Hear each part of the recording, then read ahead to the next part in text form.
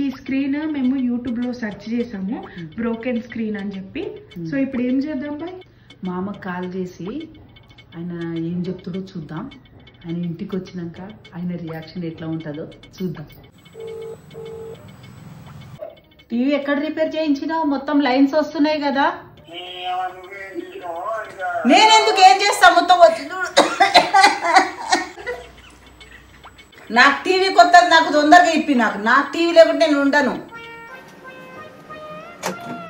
ఏం చేసినావు టీవీ చూడు. ఫోన్ చేయడం ఆపే ఫస్ట్. నువ్వు టీవీది